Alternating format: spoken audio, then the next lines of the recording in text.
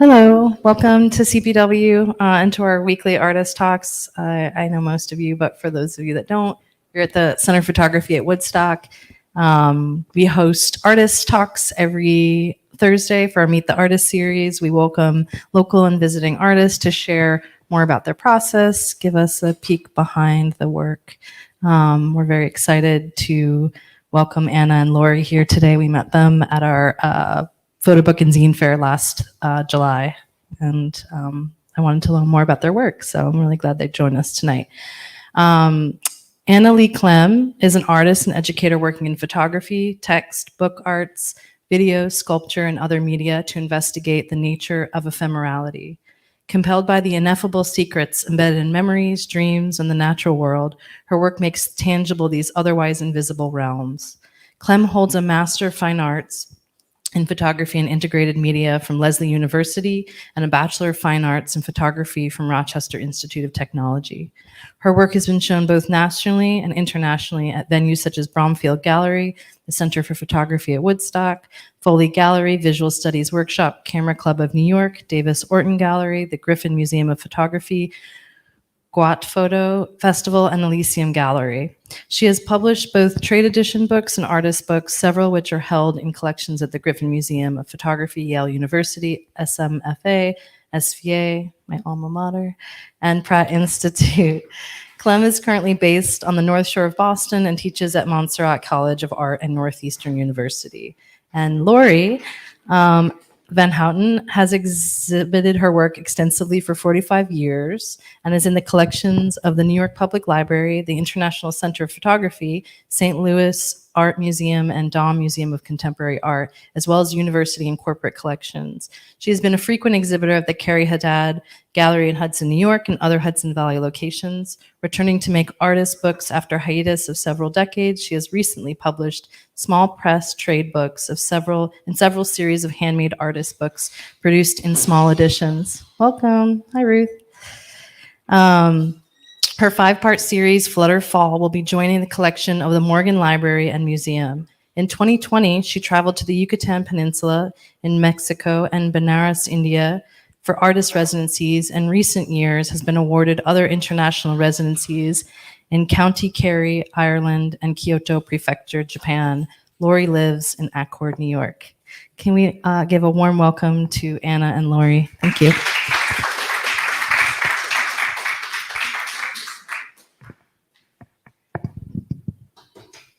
So thank you for joining us this evening, and thank you, Sarah, for inviting us to present our work. As Sarah has said, Lori Van Houten, Leigh Clem, also known as UMBILICUS, and we are a mother-daughter collaborative team, and we wanted to say that our this image that's up here now is sort of our third collaborator in that team, which is the Kitson Homestead in Prince Edward Island in the Maritime Provinces in Canada, where we started going there in 1990, which is the year Anna was born. And it's a former farm and old farmhouse. And so we're talking a good long stretch of time, many summers there. And this, I don't know, Bob, do you know what year this was from? 1955, you think? Hey, Edward. Hi.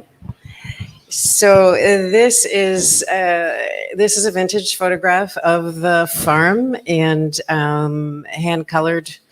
And although I have to say that slightly over the top, but the road is pretty accurate, the red dirt road. And let's see if this goes. And on that property, you see is this farm, the barn from the farm. And this is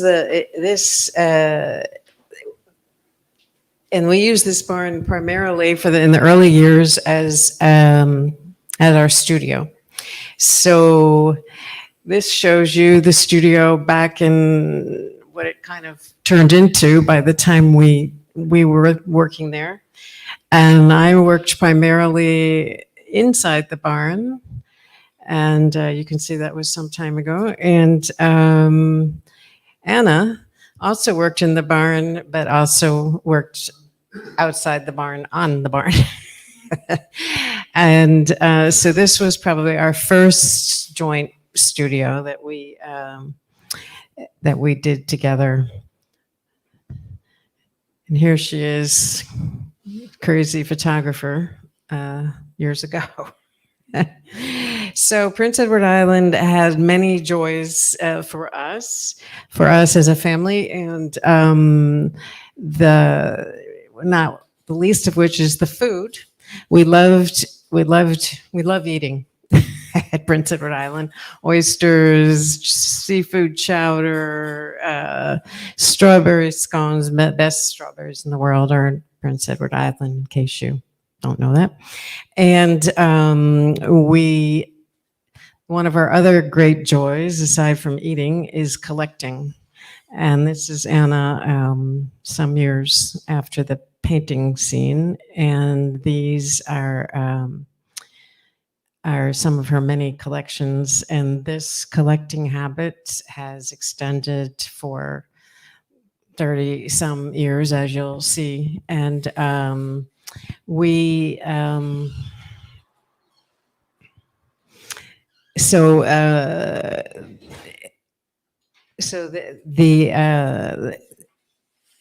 in addition to collecting, we also endlessly have photographed the Kitson Homestead and the surrounding area. And in recent years, we have found new form for our images, which is book form. And so Anna is going to show you one of her books that was made from imagery in Prince Edward Island. Thanks. Hi. Hello. Okay, so this image is of the Kitson Homestead. I took this one around maybe 2007, so it's been a long stretch. Once I got going taking pictures, that I was photographing in this location, and not just the house, but the surrounding meadows and forests were my muse and continue to be my muse. And also just to extend that childhood, that sense of play, it continued even after I grew up. I continued to make images and have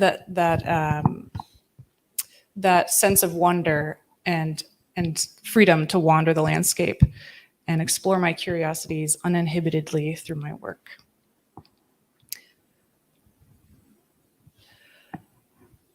Something that's so wonderful about this place is that since we are there essentially on vacation, but it's a self-imposed artist residency. So we have this open expanse of time to play, and this openness really allows us to explore the things we want to explore without the regular everyday responsibilities, kind of like any artist residency. But having spent so much time in these forests and meadows, I've developed a strong connection with the landscape. At home, I've moved around a lot, so my home life is ever changing, but our time in this place on Prince Edward Island has endured thus far, which is rare. That 34 years into my life, I still have the stronghold that I can hang on to. So it's a privilege.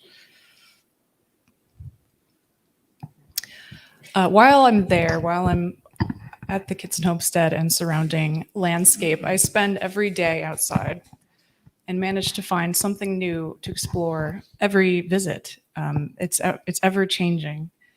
To quote Marcel Proust, "The real voyage of discovery consists not in seeking new landscapes, but in having new eyes."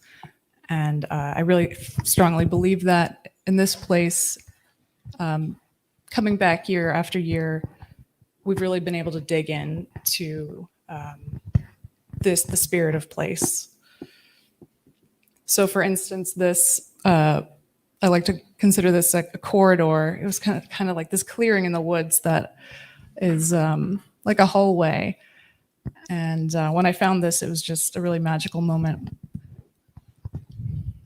And interestingly enough, a recent hurricane sort of wiped out the trees in this location, so this no longer exists. So yet another change, always changing.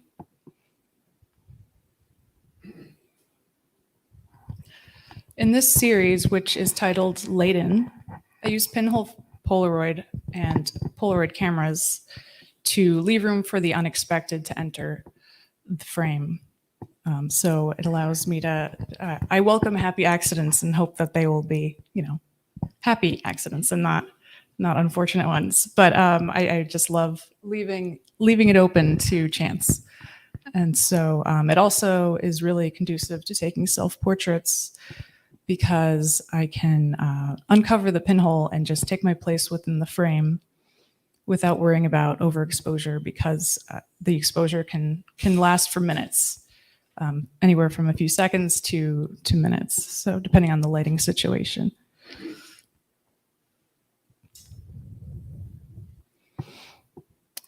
Because of this sense of openness while I'm there, this openness to what will come, I do a lot of thinking and writing. And during this time period for this series, I was really digging into my anxieties and as well as my desires. So like sort of two sides to the same coin in a way, and I started to see evidence of these anxieties and desires in the landscape.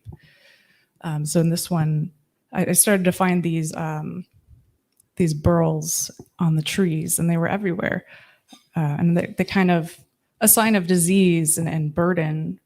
But I was just so excited by these because I felt like I was personifying the landscape.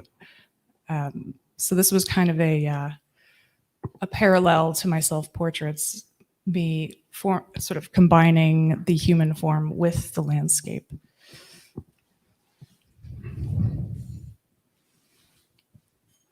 And this path in a field of tall grass reminds me of a part in a head of hair, essentially. So it's also a personification of the land. In this case, a little more positive than the burls, because it gives me a sense of wonder. Right? Just the head is a place of imagination and, well, all sorts of things. But yes, anyway.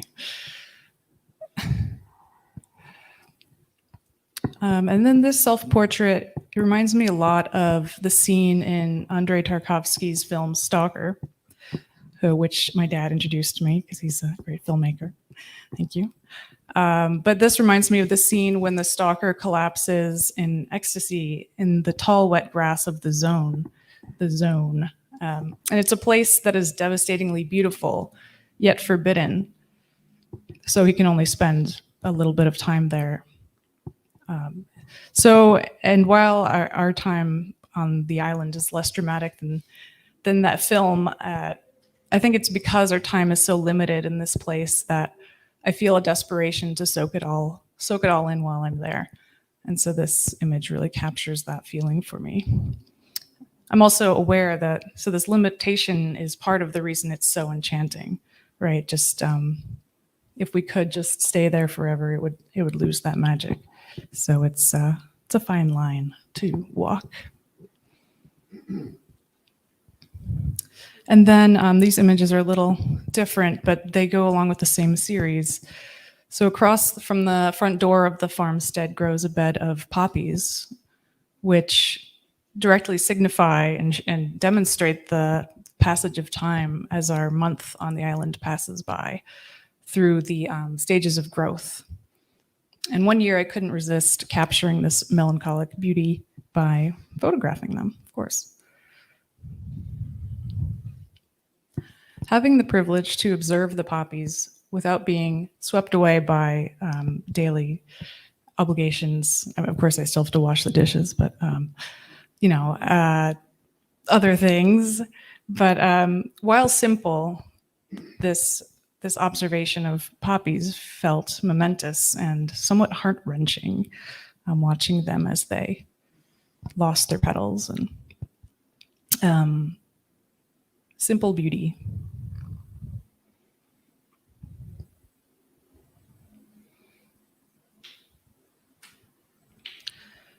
After I finished the poppies series, I made an accordion book of the poppies for my grandmother on her 90th birthday. And more recently, I have made the book into an artist book edition of 5. And I do have a copy back there if you want to view it in person.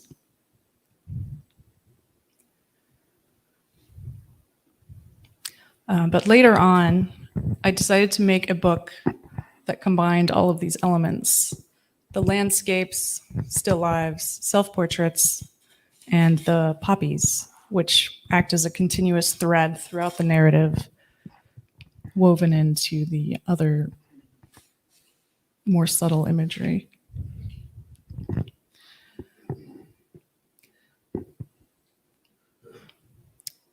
And I worked with Conveyor Studio on the printing of this book. I designed it myself and had them print it. And then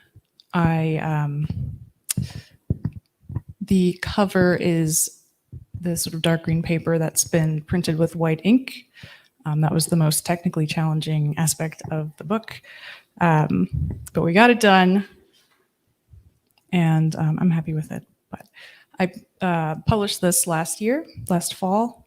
Each book is about 8 by 7 inches with 48 4-color pages in an edition of 100.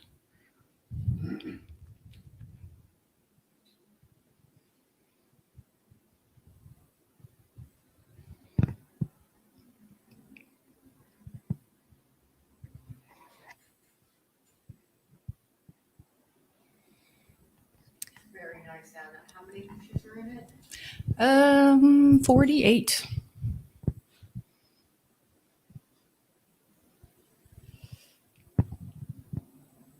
And of course, the Kidston Homestead at the end. Okay.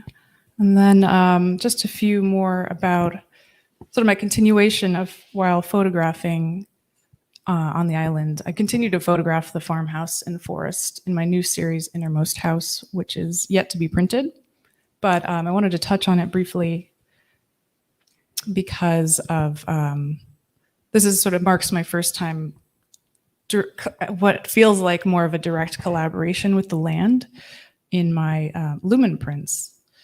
So these are, if you are unfamiliar with what a lumen print is, it's just taking a sheet of darkroom paper, black and white darkroom paper, and taking out it into the light, which just feels like sacrilege, but this is how it's done. And you essentially just put something on the paper and expose it to light. And oddly enough, strange colors appear depending on the chemical reaction that happens between the object and the paper.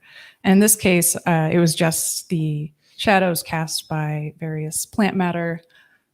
And in this case, like pollen falling from the plants, maybe ferns, I think, like fern spores.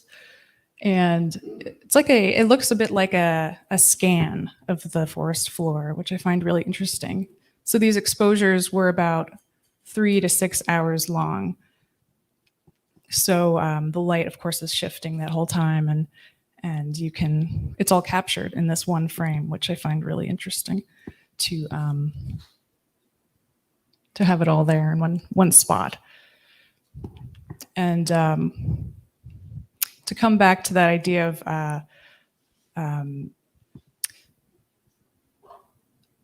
personifying the landscape. In this one, when I look at this, I see a spine and a rib cage, and I don't know. That was a really exciting moment, just to maybe it's egotistical, but a human like wanting to see the human form in nature. But anyway, we are part of nature. So I think that it's only fitting. And it was exciting, an exciting moment. But anyway, I pass it to you, pass the baton. So about the same time that Anna published Laden, I published this book called Northern Circumpolar. And this is my,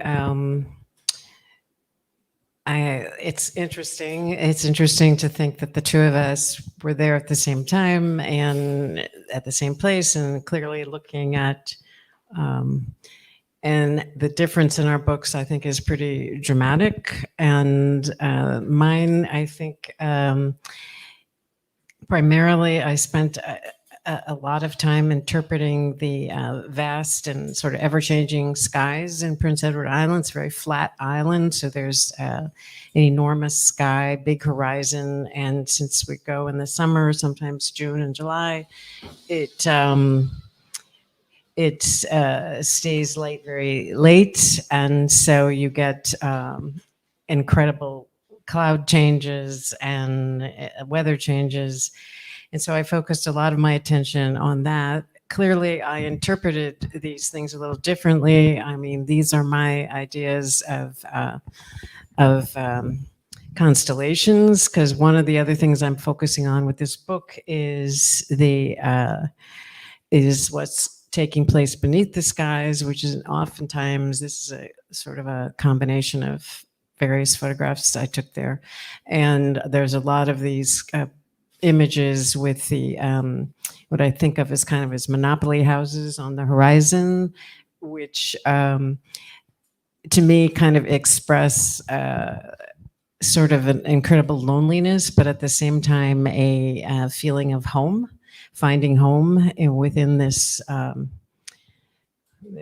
sort of extraordinary, vast expanse of nature and sky. And during this time, I did a lot of studying of what was around me. This is my homemade like cyanometer. So every day I was out there doing my sort of citizen science work. I was keeping a field notebook of about obviously the tides and all about this, what was happening in the skies. And a lot of this work that I do is sort of research that may not end up in the final product at all, but informs what I'm working on. And it seemed somehow very important to me to keep these notebooks that recorded everything that was going on.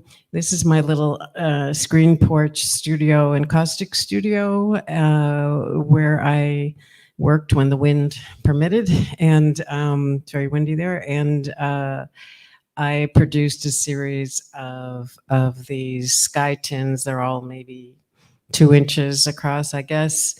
And they come from photographs that I was taking on a daily basis of the sky.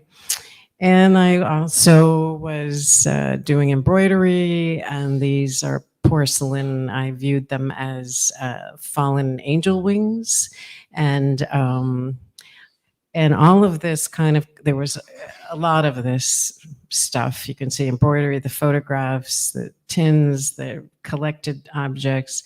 This is a studio view of potential installation of the objects.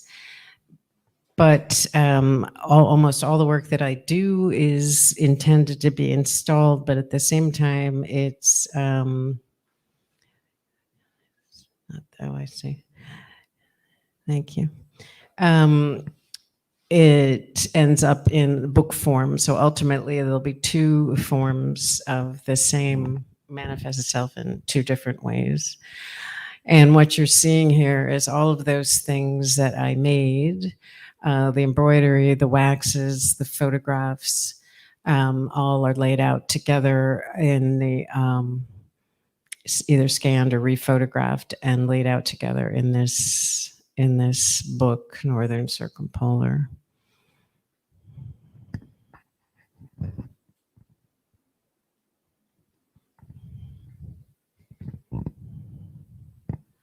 I think when I was making the book, I was really feeling that this was kind of a culmination of our many years of going there. And each year that we've gone, it always seems as if it's going to be the last for various reasons. And it doesn't turn out that way. But every time we go, I'm sort of thinking, okay, I have to get it all in now because we're not coming back. And so this book I sort of felt was a culmination of many years of collecting, fabricating, photographing, and now finally publishing. As it turns out, this is not the last, as you will see, but that's what I was thinking at the time when I did this. And you can see I dedicated the book to Anna.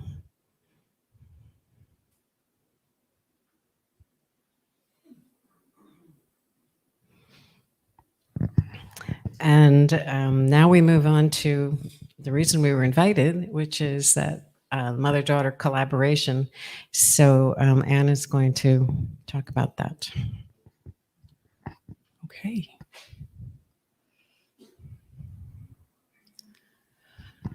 So our first collaborative project is called In the Orangery, and it is it's a book.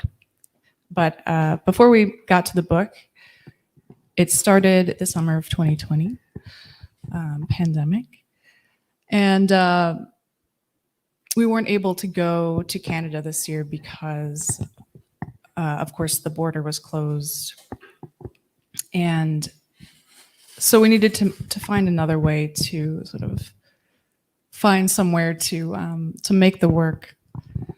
And at the time, I was staying with my parents because I was to get away from the confines of the city. At the time, I was living in Somerville, Massachusetts, where I was pursuing my MFA, and yeah, it was a really small apartment. So I was thrilled to get back to nature and in larger spaces.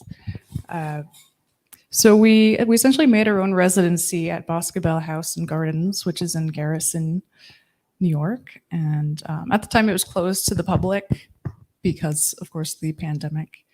But we were allowed to come to photograph. So that was really wonderful. These are our homemade official name tags for our residency. We felt very important. So anyway, we were both working with garden imagery for our own individual projects. So, and we both found that we were drawn to the herb garden, which had the Orangery building in it.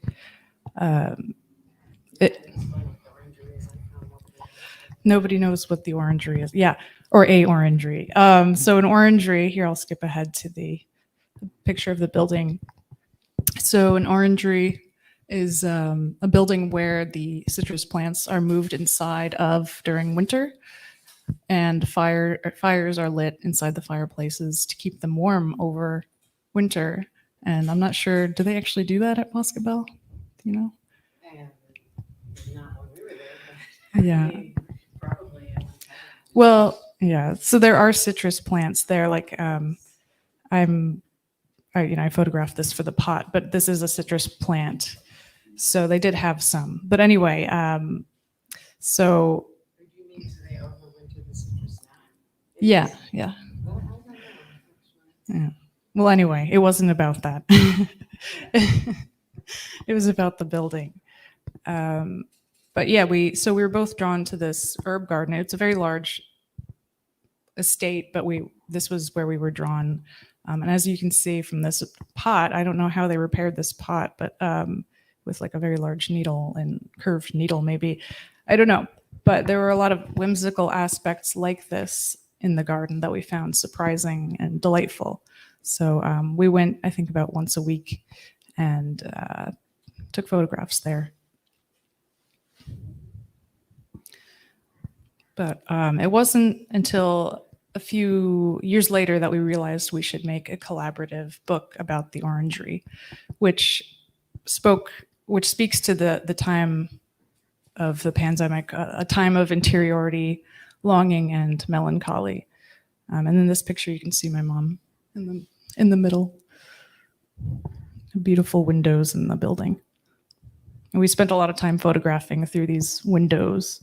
And we were both working with Polaroid film at the time, and one of these is my image and one is my mom's image. Just goes to show our images were taking on a similar aesthetic, so they worked really well together.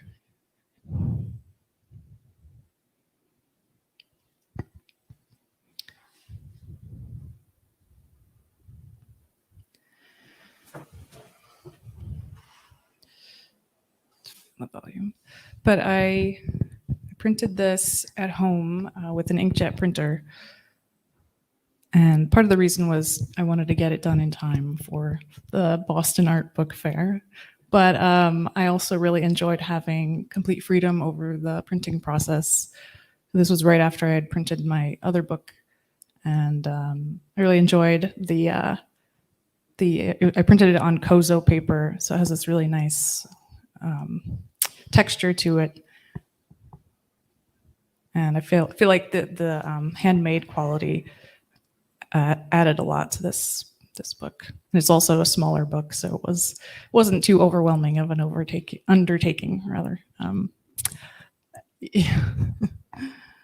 But I only made 20 of them because of that, and each one has 24 full color pages. But anyway, so that project marks our first official collaboration now, in adulthood for me. And so that takes us to our current work in progress titled Dreamland. So next to the place where the Kids and Homestead is a beach and dune system that we have visited regularly over the years, as and you can see Anna here again in her childhood, meandering in it's called Basin Head, but way back then, before we conceived of this project, started calling the property Dreamland, and that name has carried over to our project, which is now called Dreamland. So in the end of 2023, we decided that we would begin a larger collaborative project, and we started prior to going again. We did. I should just say that the reason we're drawn to Dreamland and why we call it Dreamland is that they're very otherworldly. It's a very otherworldly place with a lot of personalities, which maybe are generated by the weather, or by the time of day, but they're also dependent upon you, or us, in this case, the visitor, and they seem to draw out these more fantastical images and generate stories that may or may not be there, but you feel them. So these are photographs of the landscape. So the old dune system is covered with, and this is the reindeer lichen. Yeah, it's covered with a lot of rare plants, but one of the most rare, I think, is this. So there were some of the rare plants are heath, cranberry, black spruce, and this is reindeer lichen, which we found particularly fun and enjoyable and sort of mysterious. And one of Anna's early stories about going to Dreamland is that blue really in there? Or is that just what I'm seeing? Anyway, that we're, as a family, the three of us went to Dreamland very early when she was a child, and it had just rained and everything was very soft, and all three of us took it upon ourselves to lie down among the lichen and just sort of lie there and be transported by the by that experience. And so we had decided that we would go ahead and we were going to focus on this particular piece of land. And during that winter of 2024, we began to study Dreamland more as more in depth than we had before. And so we started to read whatever was available, which was kind of a surprising amount given that we'd never looked before. And this is showing you a 3,000, this is the dune system. This is the beach, as you can see, Northumberland Strait, the beach, the dunes, the primary dunes, moving through the secondary dunes. And what you can see over here in these ridges is some of the very oldest dunes on this piece of land. And this was a drone photo that was taken by the I don't remember the name of that guide, but nevertheless, it was so it's not our picture, but it does show shows the structure that we were intent on exploring. And as you can see in this map, which was from around, we think around 1880, one of the many documents we found, you can see that this again is the Northumberland Strait with the beach, followed by the dunes, and then backed by the lagoon. At the time that this was made, it was an island. This has since filled in up here. And so now it's basically a peninsula. But interesting to us was that Dreamland was called barren land. And we found that kind of interesting because, as you can see from the rest of the map, it was all sold off as lots and basically were farms, primarily potato farms. But the barren land was left alone because it was viewed as barren or basically useless. And because of that, it has managed to retain it evolved naturally without farming, or I mean, there was harvesting of herbs, and the native of the island used it, made medicinal from the plant material.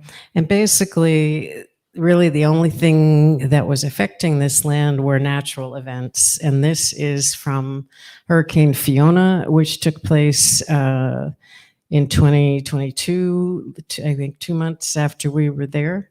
And it caused a broad swath of destruction on the island, including in Dreamland, where many, many trees came down, and for a reason that we have yet to comprehend, they came in and decided to cut all the dead trees down. And I'm not quite sure well, that's a topic we're discussing.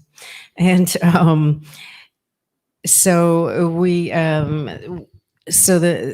while the beguiling spirit of the landscape was what lured us initially, our connection with the land became more involved and more layered as we researched its history and its projected future and what decisions are being made about the land. And here we are. After a lot of reading and planning, we came up with the month of June, and decided to go back. So this was just this past June. And we decided to devote the month to Dreamland and to following up on all the various research projects, and sort of was a crazy month, day and night doing this. I mean, and here we are going into, as Anna calls it, the zone. And today we're going to show you various facets of this work in progress, which we spent the month of June doing. This is just giving you some idea of what it was like to walk in pretty much on a daily basis, various weathers and times of day. And what we're going to do now is show you the projects sort of that we worked on one by one. So. Yeah. So while we are collaborators, we do work very well independently. So we kind of took on various aspects on our own because we could each do independent research on how to do the process at hand and execute it. And then the end result is then free for the other person to use however they wish. Or criticize. Yeah, there are lots of that too, which is good. It's good to have a built-in crit group. So so one thing that I wanted to do there was try out a solargram. And for those of you who don't know what those are, it's essentially a pinhole. So it's a pinhole camera in this espresso can. There's a pinhole and a piece of, once again, black and white darkroom paper. And it's similar to the lumen in that it exposes over a long period of time to the light. But in this case, you can leave it in there for months, maybe even years, because it's exposing so slowly. And this allows you to capture an image that, like my lumens that I showed before, capture a larger expanse of time than your usual photograph would. So I set this up. This was one of the first things I did there was set this up, a few of these within Dreamland so that I could capture the time while we were there, the whole 3 to 4 weeks. I wanted to capture it, the whole time within one image. So a little more background on these kinds of images. A lot of people tend to set these up from solstice to solstice because the idea is you're capturing the sun's path as it moves across the sky. And of course the sun is moving. We're moving, but the sun appears to be moving. And even though I wasn't able to do a 6-month exposure, I still wanted to try it out. And I'll admit I wasn't super impressed with a lot of the results. Like this one, well, first of all, we were there right around the summer solstice, so the sun was really high up in the sky, and maybe I should have tilted the can vertically to capture the sun because it was just going all the way up here. And it's also very blurry because the pinhole was too large. But anyway, so that was one attempt.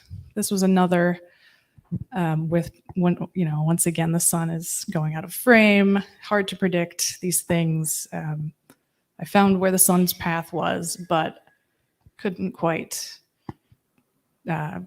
predict where my composition was. But what's interesting about these the solargram process is that you get these strange and unexpected colors, which I don't understand. And I really like also in this case, this is just the rain essentially coming in and damaging the paper through the pinhole. But I do like that effect. However, my favorite of the 3 that I set up there was this one, which I missed the sun's path entirely for this one. However, I'm happy I did because I like it better. And so essentially this is not a solargram at all. This is more of a pinhole lumen print. So this pinhole image was exposed for about 3 weeks. And I really like it because it captures a surreal, dreamlike image that's sort of in between all the types of weather and time of day. It's kind of like no man's land in a way. It's kind of, I don't know, it encapsulates all of it at once and becomes this quiet landscape. And it doesn't look as good up there as it does here, but you get the idea. And something else I played with was I did a lot of cyanotype work while I was there. And I got to doing these cyanotype books where I coated the paper and bound them into these I think like 8-page books. And I brought them with me unexposed. And once I got into Dreamland, I would start to place the book in the various bramble, tree branches, ground cover, kind of wherever I could find some shadows, essentially, which sometimes was kind of hard to do because a lot of the plants that grow there are very low to the ground. So it was a bit of a challenge sometimes, but I had a lot of fun doing this. I wanted to keep doing it, but I ran out of time and I only got to do 6. I'd really like to have more, but anyway, I had a lot of fun. And this is once again similar to my Lumen work in that I wanted to collaborate with the land and kind of let it make its own pictures, even though, of course I'm involved in the process. There's no avoiding that, but I really liked the unpredictability of it and the land making its mark. And then once I was finished exposing the book, I would then process it in the ocean water. So I really like that. It's even more involved with the land, and that the ocean is doing the processing here. And I just recently finished the books. There's 6 of them, and I made covers for them recently from the various images that I took while I was there. So I made cyanotype covers from digital negatives that I printed from our time there. And each cover kind of relates a little bit to the content inside. And I'll show you one of them as I flip through it. But they're also, you might notice they're very different in color. They're not all blue. And what I was starting to do was tone the cyanotypes with locally foraged botanicals. I'm going to talk a little bit more about that in another section, but essentially the different plant matter has different effects on the cyanotype, the iron in the cyanotype process. And that was also another kind of unexpected and exciting exploration.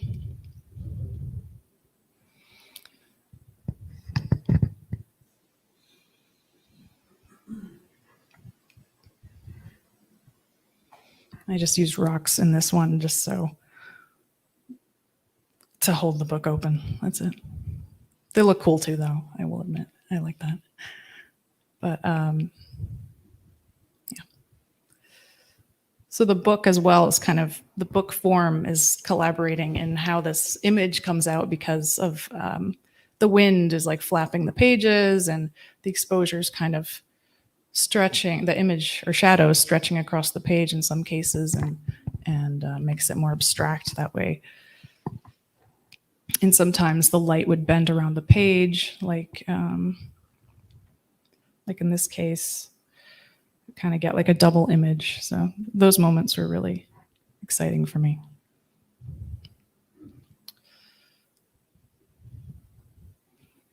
Okay, and then you're going to talk about another area of exploration that we tried. I'll try.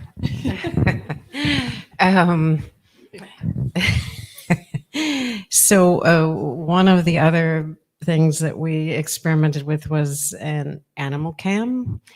And we were trying, my goal at least was to capture a fair amount of images of foxes and crows and conceivably seagulls, although they turned out to be a little more elusive than I had hoped for.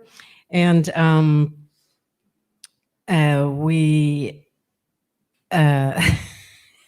while we thought we were going to have these very it turned out to actually be true, but we had a couple of foxes that sort of joined us rather than us finding them.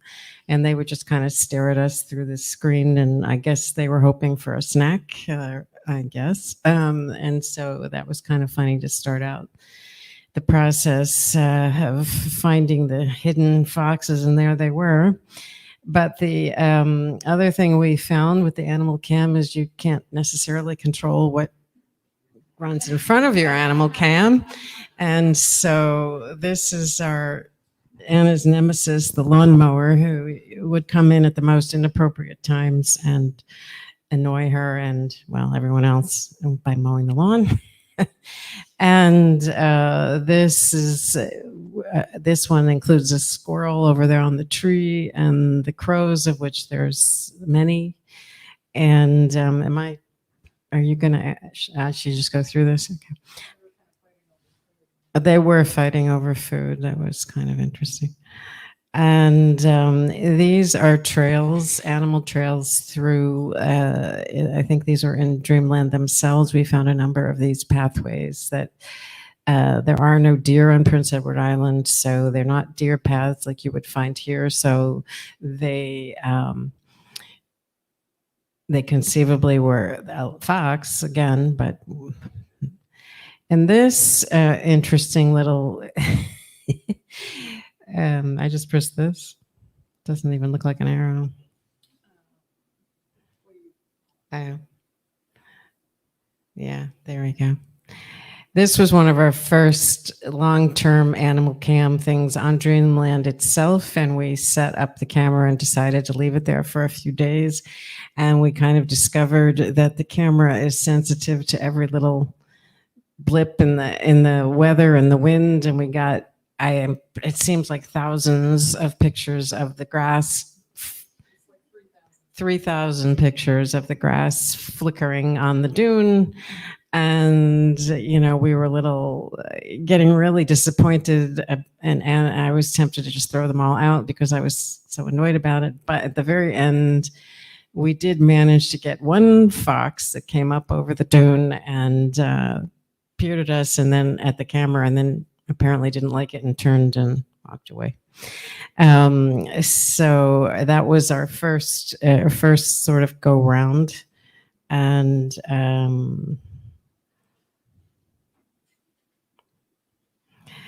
so then we decided to get a little more clever about it, and instead of doing chants, we decided to take food scraps, dinner scraps, and try to lure the animals in with that. As you can see, we ate a lot of seafood. And so this one is also, sorry, I'm not that. This is another. Do you want to talk about this one? This is a multimedia piece I'm working on. It's just a small clip, but I've added sound.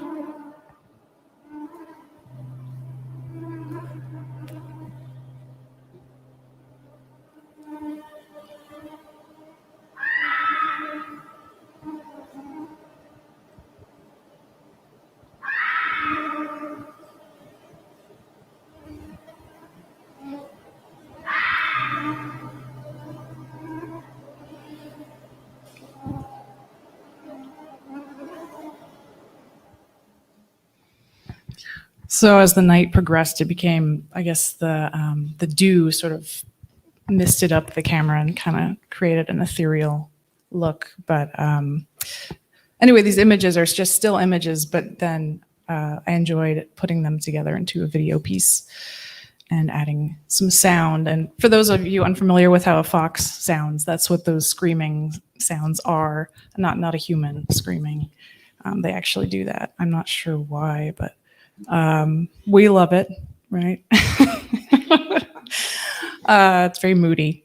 But anyway, so that's one way we're using the raw images from the trail cam.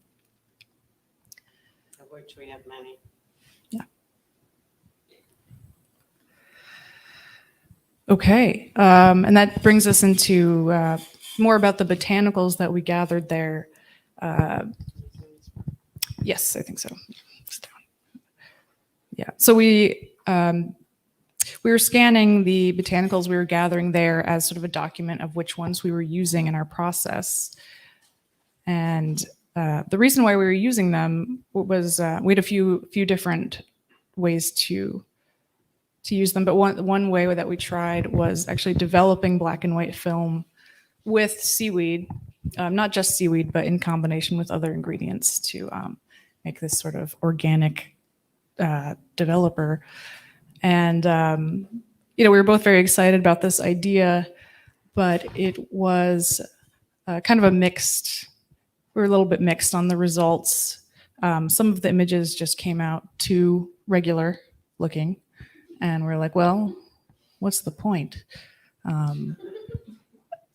I don't know. Like, we really like it conceptually, but I don't know.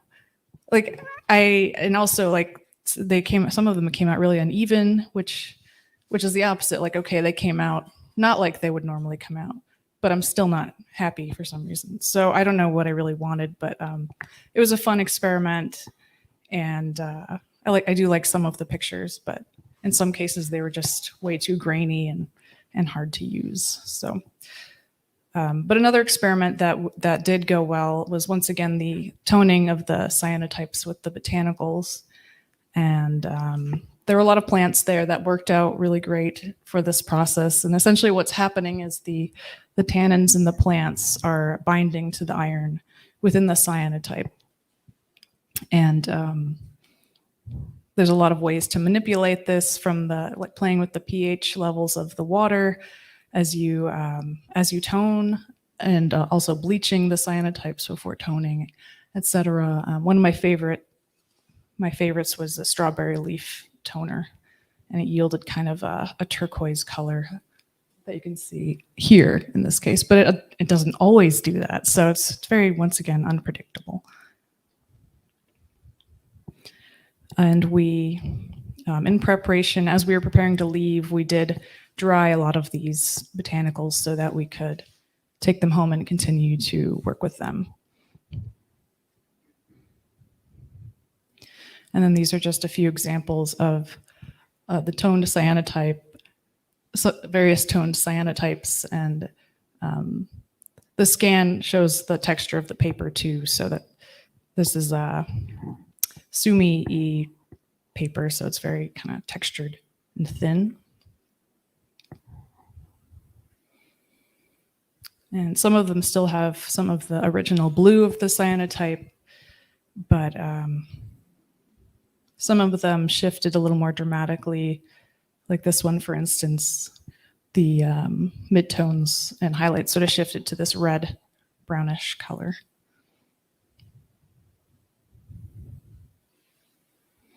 And I'm still doing this at home, making the cyanotypes and then toning them with the dried materials.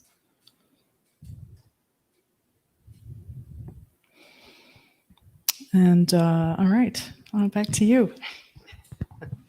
So this is a repeat of Anna's collection when she was a child that we did. It got actually a little competitive, the collecting, and we were sort of racing ahead of each other on the beach trying to get the best stones and best bones and the best whatever. So this is back when she was a child. This was from June, when we, instead of just lining them up on the windowsill on the porch, we took over the entire dining room table and obviously found a lot of bones, skulls, the lichen, rocks, seaweed, weeds. It just went on and on.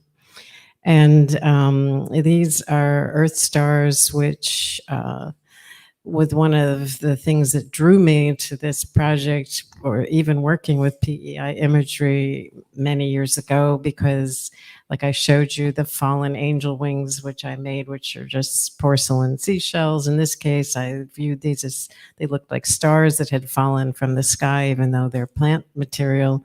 And I've always been very drawn to them. So we're forever collecting them. And we also took a lot of photographs, either sometimes just found things that we found on our jaunts, and some things that we set up deliberately, like in this case, the gull on the beach. And And then we pursued, or at least I pursued the idea of, I was kind of very entranced with the idea that crows tend to collect shiny things. And they've been known to actually collect things for people and bring them to them. And I started doing some photographs like this, using these found objects in various situations. These are, this was found this way, is that right?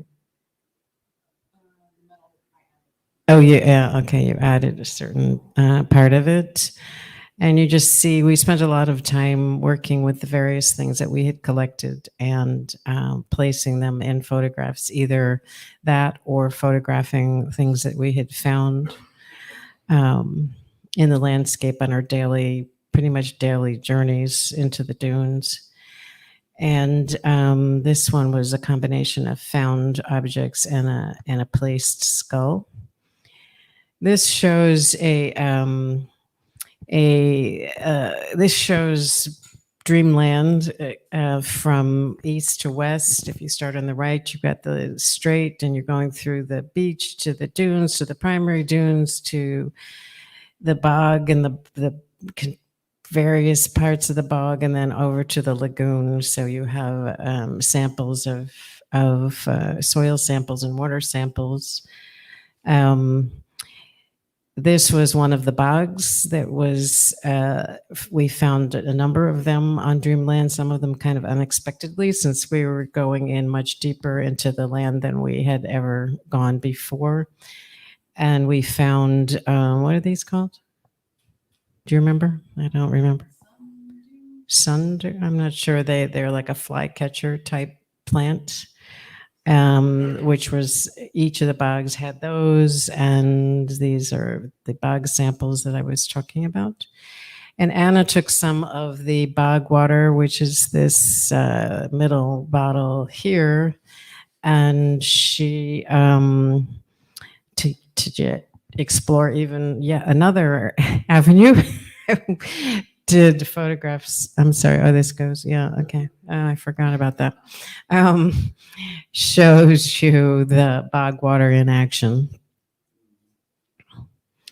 So as you can see, we were really kind of going at it from all directions, taking pictures all the time, but forever exploring these various things, hoping they would have some potential for our eventual book installation collaboration, which is mostly yet to come.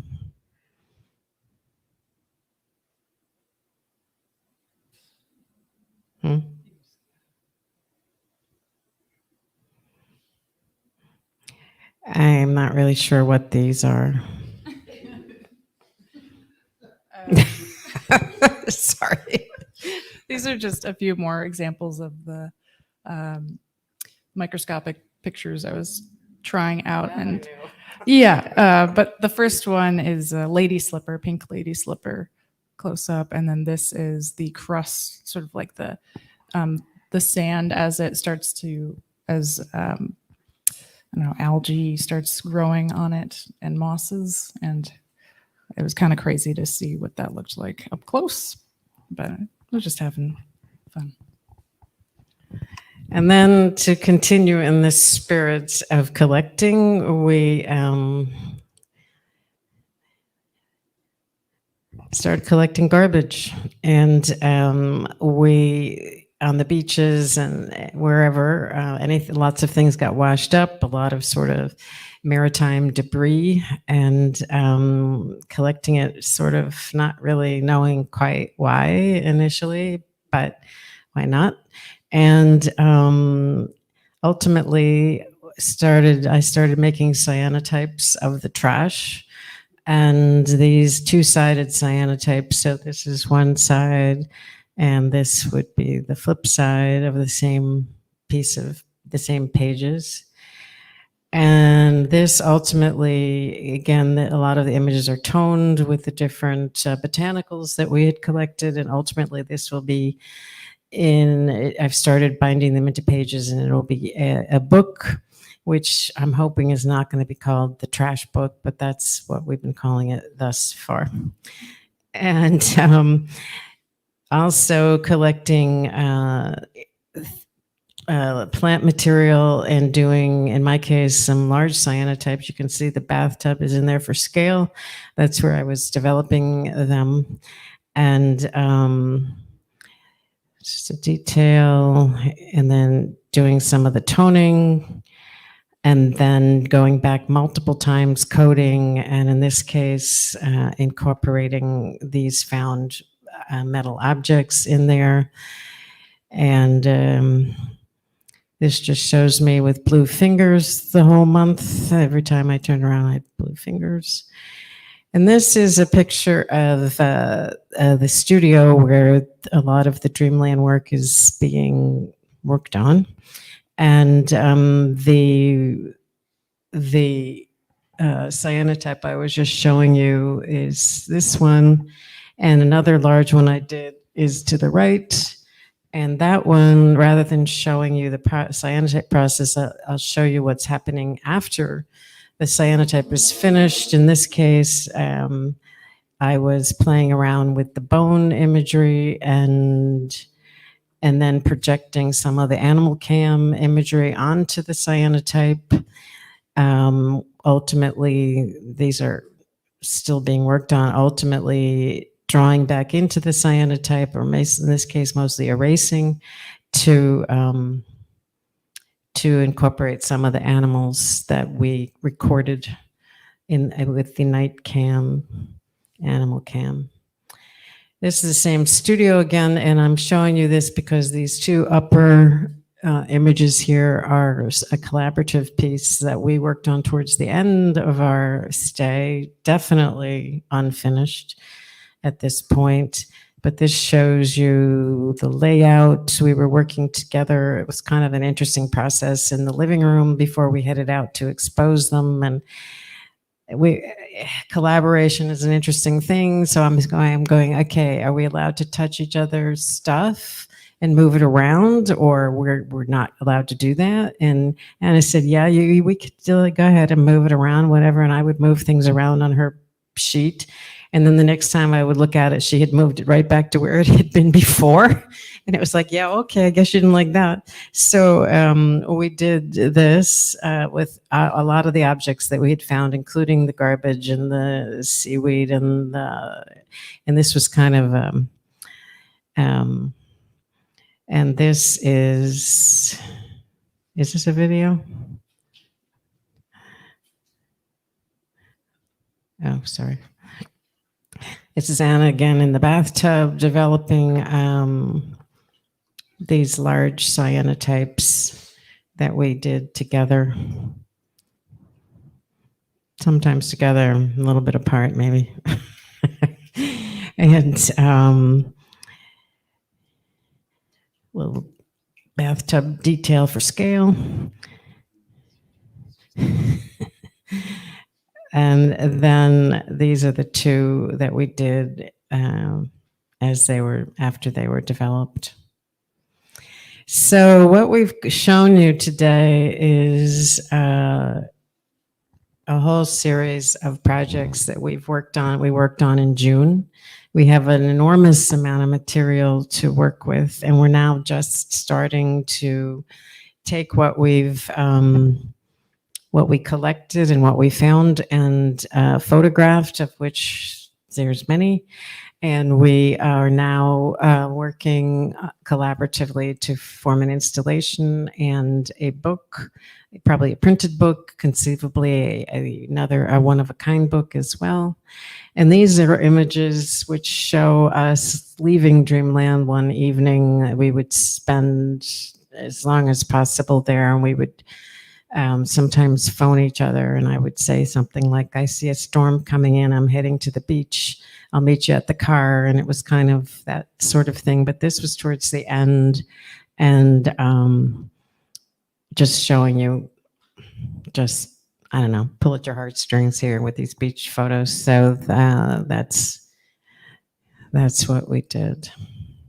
Did you want to add anything? And so that's it. So come back later and see what we've done.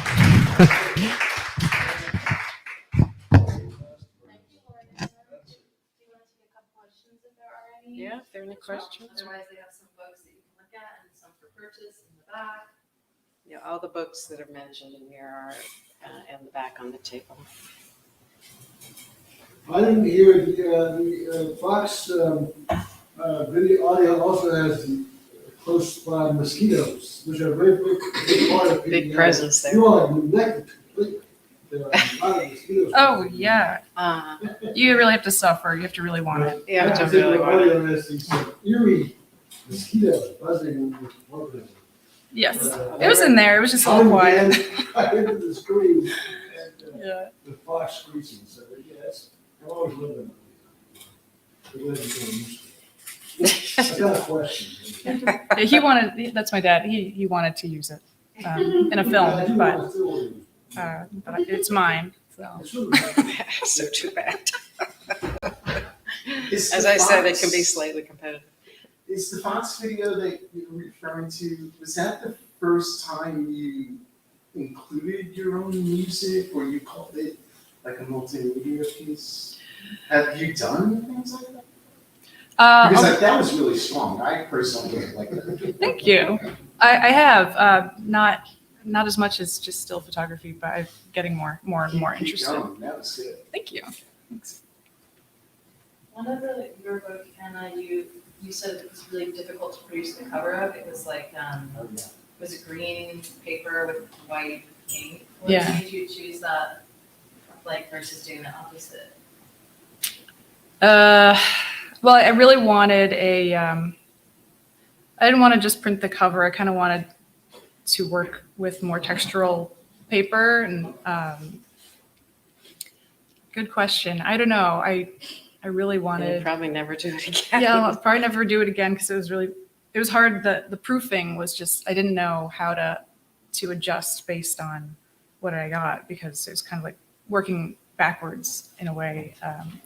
And I'll admit, I never quite got to where I wanted to be with that, but Once I saw the cyanotypes, I could see that it correlated more to that work in terms of like the way, how you make the cyanotype and what you're putting there, it becomes white.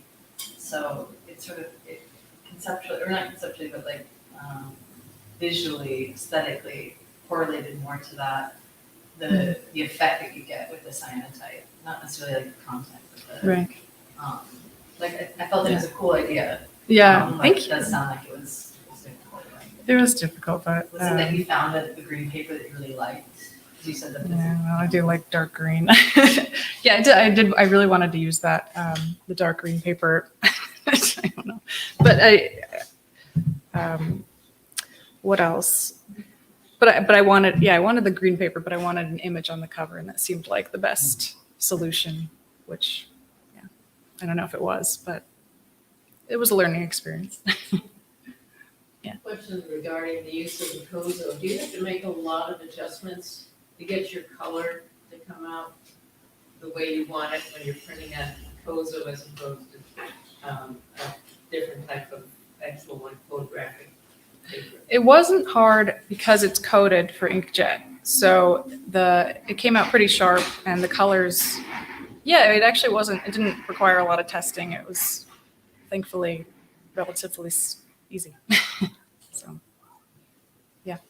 I mean, clearly you find working together like very generative, but that's really interesting to me because I find that photographers are often very territorial and very possessive of their images and what's in the images and where they photograph.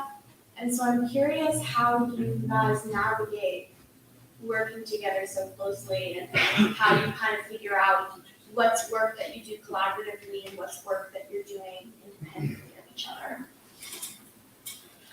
Well, I think with the collaborative process, so the collaborative project we're working on now, it's kind of, it's almost like we're forming libraries of images and the libraries are sort of open to both of us.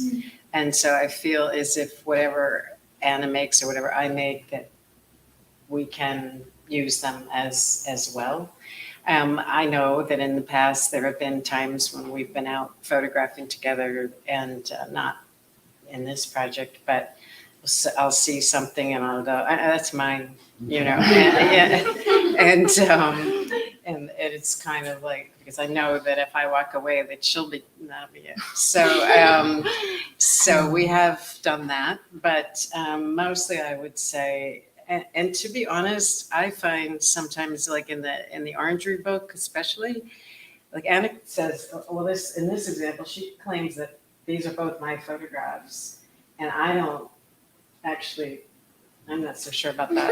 But in the Orangery, when I go through that, I sometimes, because there's a few years, I look at it and I go, who took that picture? I mean, sometimes I just don't remember. And I think one of the things about the process is, well, we're finding when we go to book fairs, you know, and we're billing ourselves as Umbilicus and we're selling our books and our first collaborative book, and obviously we're going to have another one, people are kind of astonished by it. And they're like, oh, a mother and daughter working together, really? I mean, like, unheard of, you know. I don't know how many people have said, well, I couldn't do that, you know, with my mother or my daughter or blah, blah. But I don't know, I think we've always had a collaboration of sorts, and it's just a little more official now. So we're still finding, I think, the rules, like with that big cyanotype when I was moving things only to find that they got moved back. It's like, okay. So that's not a rule we're going to break. That wasn't always the case. Yeah, well, But we have our own projects too that we keep separate. But and within this project, like Anna has her cyanotype books that she did in the dunes, and I have my quote unquote trash book. And those are mostly individuals, but they will ultimately, those images would be incorporated in any book we do or in any installation we do. And that would be an additional collaboration as to how those pieces would be arranged and how we design the book. And so that's someplace we've not really gone yet, but wish us luck. Yeah. yes. Yeah. I don't know if maybe I missed this in the very beginning, but what was your family's initial connection to the kids in Homestead? Well, we lived in Hoboken, Uh-huh. and the goal was to find a place to go in the summer that wasn't hot, and where Anna, as a young person, could have a lot more freedom than she would have in Hoboken. And when I was pregnant with her, we went up I went for the first time, and we stayed somewhere else, which wasn't particularly great, but we discovered this area on that trip, and then happened just by stroke of luck, happened into this farmhouse, and we went for many years and she developed a group of friends up there, some of whom she's still friends with, and it's kind of maybe it's romantic with the idea that she could bang in and out of the screen door at will, and we didn't have to know where she was at all times, and the rule was, if you're not going to be home by dark, you have to tell us where you are. And that was a lot of freedom for some kid who lives in the city. And so that was our primary focus to begin with. Of course, our parents loved it too. It wasn't like, anybody was suffering there. But so it was just mostly luck that we ended up there. Thank you two so much for coming. Thank you.